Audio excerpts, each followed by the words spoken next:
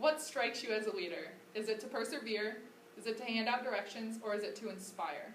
While many attributes can describe leadership, one can argue that being an inspiration is the greatest quality of being a leader. Martin Luther King Jr., Abraham Lincoln, Amelia Earhart, and many more inspire living individuals to never give up and pursue their dreams. I'm going to introduce you to Penny Chenery. She was the owner of Secretariat and the resounding leader behind the most recent Triple Crown. Much of Penny's life battles and challenges faced are depicted in the movie Secretariat. The movie leaves out the early years and starts at the moment that sparked a dream in Penny's life. Penny was devastated when she received news of her mother's death from her brother. She immediately decided it would be the best move to move back home to where her father was and where their farm, Meadow Stables, was. At the following funeral, she was introduced to Bull Hancock, a friend of her father's. He showed much compassion and offered up his services to the family. Penny inherited many challenges with her new position in the farm. First, she needed to fire the current trainer as he was stealing from the farm. She subsequently hired Lucian Lauren as her new trainer. Next, she prepared herself for the coin flip of her life, as her father made a deal with Ogden Phillips to breed Bold Ruler. She lucked out and won Something Royals foal, which was the foal she wanted. She went through some difficult times with her first jockey, so she hired Ron Turcotte, an older, more experienced jockey. She then received notice of the death of her father. Penny and Hollis would receive the estate.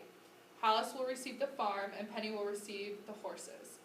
Her husband and brother bring it to her attention the $6 million worth in estate taxes. Secretariat is said to be worth more than that, but Penny did not expect that offer. Instead, she attempts to sell 32 breeding shares in the horse. In an attempt to make her money quicker, she decided to do a preliminary race against Sham, a rival horse. Sham won the preliminary race. It is said that Secretariat lost due to an abscess which was later found in his mouth. Leading up to the next race, Secretariat wouldn't eat. The morning of the race, his bucket was empty. Secretariat wins the Kentucky Derby and the Preakness. Next was the Belmont Stakes. The entire race, Sham ran next to Secretariat, hoping to tire him out, but it didn't happen. Secretariat won the Belmont Stakes by an amazing 31 lengths. Looking through Penny's life, we can see she has many aspects of being a leader. According to Joffe and Jones, they manage employees with something we call tough empathy. Inspirational leaders empathize passionately and realistically with people, and they care intensely about the work of the employees. I believe that Penny lived this every day of her life. She wanted Secretariat and her father's farm to be successful, so she hired the people she needed to help her with the horse and made decisions based on those teammates. At the best, tough empathy balances respect for the individual and for the task at hand. At such times, caring leaders have to give selflessly to the people around them and know when to pull back. Penny respected all of her teammates. She knew the role that they played in Secretariat's life and career. If one of Secretariat's caregivers wasn't there, maybe he wouldn't have won. Tough empathy also has the benefit of impelling leaders to take risks. Taking risks can be very beneficial in the business world. Penny took quite a few risks in her life. Some of them include taking over her father's farm, the coin flip, changing Secretariat's jockey, and making a deal to sell 32 breeding shares in Secretariat. She was not confident in herself when she took over the farm. Going into the coin flip, she was prepared, but you never really know what the outcome could be. Let's take a look.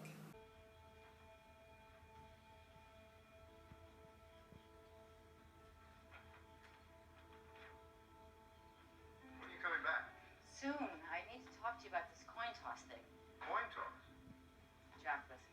Stallions cost more than mares. No, they're more glamorous. But Daddy knew that the great horse comes just as much from the mare as the stallion. He invested in mares, which is the first smart thing he did. Second smart thing he did was he made a deal with Ogden Phipps. Phipps? Richest man in America? Yes. Instead of paying a stud fee, Daddy made a deal to breed Phipps' best stallion with our two best mares. When the mares are close to term, they toss a coin to see who gets which foal. tosses in 2 weeks. What's the difference? I don't have any idea which horse to choose. I've been through the stud books, Jack. She had a lot of conversations with Lucian when dealing with the new jockey. She wasn't sure if he would be the right fit for Secretariat, as seen here. Fourth, and he runs like he's afraid? I expect a lot more than that. So do I. What the hell were you doing? He got hit coming right out of the Yeah, gate. we saw he got hit. You got him mugged at the gate, mugged in the pack, and mugged on the rail. You're off him, kid. What? Lucian, stop. We Hey, gotta talk don't about it. start with me. You are off him. Go on, just go on. And you stay out of this. It's none of your business. Excuse me? What are you saying? The horse should never have lost. Are you sure that it was Paul's fault then? He doesn't have enough experience. This horse needs a jock with more experience. Well, I know this. If his jockey won't back off, Red won't back off. From anything. You want a jockey who won't back off? Then you want Ronnie Turcotte. She had the right mindset when deciding to sell 32 breeding shares, but there was always the chance that what if they didn't make enough to pay off the estate, as shown here. No. She needs to hear this. She needs to hear what? At the current value of his estate, the inheritance tax will be at least $6 million. Neither of us has a fraction of that money.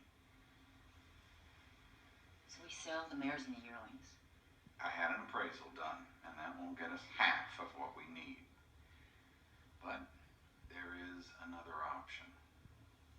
I'm not selling him. Due to his outstanding 2-year-old season, if he were sold today, Secretariat would bring a price of $7 million. But if he were to lose just one of the Triple Crown races, that value would drop to $3 million with no way to recover it. So we sell Secretariat. You try and sell him. We're out of time. If we don't play this right, it could amount to nothing. My father came from nothing. And his legacy to me isn't money. It's the will to win. But that doesn't mean it won't work. We offer 32 shareholders exclusive breeding rights. We call it a select opportunity. Father would have loved that phrase. How much per? The next quality I think she possesses is motivation. According to Goldman, motivation is a passion to work for a reason that go beyond money or status, a propensity to pursue goals with energy and persistence. After the Belmont Ball, Penny went to see Secretariat, and this is what happened. I realized something. I've already won. I made it here. I didn't quit. I've run my race. Now you run yours. Then during a press conference, Sham's owner was saying the following. The horse twice now. What makes this race different? Any good horseman will tell you that the Secretariat is built for speed and Sham is built for distance. But of course, Miss Tweedy believes that her horse has somehow magically inherited both. I believe that this race is going to prove that her woman's intuition will only take her so far. Penny! What about all the attention Secretariat's getting? Covers of both Time and Newsweek. Well, Let me tell you something about all this talk about Super Horse. Sham broke the Derby record too. He ran the second fastest Derby, he ran the second fastest Preakness ever. We were right there with the red horse every step of the way. And now we're getting ready to run the longest of the Triple Crown races. When we're done, you'll be calling Sham the Super Horse. Any comment, Penny? Well, I'd have to say I agree completely with Mr. Martin. His horse did run the second fastest ever. According to Goldman, leaders are driven to achieve beyond expectations, their own and everyone else's. The key word here is achieve. Those with leadership potential are motivated by a deeply embedded desire to achieve for the sake of achievement. Penny was driven by her father, herself, and the horse. Finally, another quality Penny Chenery possesses, she selectively shows her weaknesses. Explained by Joby and Jones, by exposing some vulnerability, they reveal their approachability and humanity. After Penny's father died, it was said that Wallace would get the farm and Penny would get the horses. This is not usual for this time. It was unusual for women to run a business. I also believe that her self-confidence when talking to her husband is part of her weaknesses. She had the willingness to learn what it took. She just didn't think she had the skills. According to Jofi and Jones, admissions work because people need to see leaders own up to some flaws before they participate willingly in an endeavor.